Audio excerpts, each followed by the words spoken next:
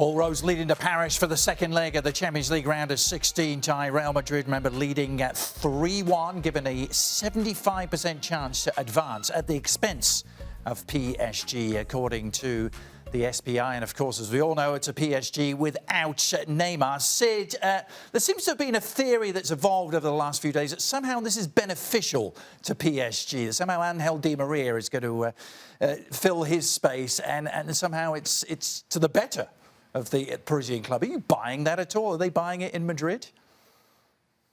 No, I don't buy it at all. I don't buy it in the slightest, to be honest with you. I mean, this is something that obviously has become, has got certain parallels to the way that we've analysed Barcelona this year. And there's been a lot of people saying that Barcelona are stronger without Neymar. And I think that's true if you see the kind of the structural changes. But that's true within one very, very important kind of set of limitations. And that set of limitations is that no one wants to be without a player as good as Neymar is. And I think certainly Real Madrid will look at this and feel that Paris Saint-Germain have been denied that extra spark of creativity, the ability to, or some of the ability at least to unlock them if they play relatively defensively, if they play quite compact, if they play quite deep. And bear in mind as well that Real Madrid's approach to this game is not just conditioned by the injury to Neymar. Perhaps more importantly, it's conditioned by the potential injuries to players of their own. They've got Toni Kroos, they've got Marcelo, and they've got Luka Modric, all of them doubts to this game. The hope is that at least one, maybe two, perhaps even all three of those will be able to play. But Real Madrid's preparation for this game, if you look back over the last 4 or 5 matches, not quite 4 or 5, 3 or 4 matches,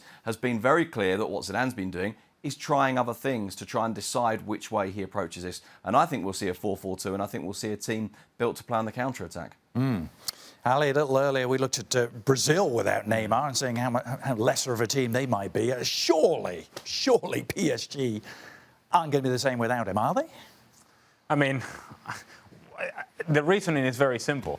Why do you go and expend the money for a player that is going to put you over the top to then turn around and say, you know what, we're going to be okay without Neymar? No, that's not how it works.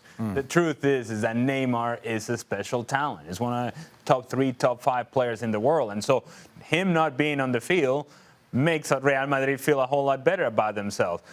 To Sid's point, the 4-4-2 is going to allow this team to be more balanced if you're Real Madrid. And at their very best, when they were advancing through the competition in Champions League, they were a counter-attacking team. And this game sets up for a counter-attack, where Real Madrid is going to have substrate pressure, maybe going to make it difficult for PSG. PSG turns the ball over in a bad area, and then you go with the talented players in the attack. I think Real Madrid is set up perfectly for this match. The disappointing thing for me is the fact that he's not going to play, and we're not going to have a chance to sit and look at, is this guy, having made the big money move that Ali says, is he the real deal to take PSG to that next level, beating one of the Spanish giants?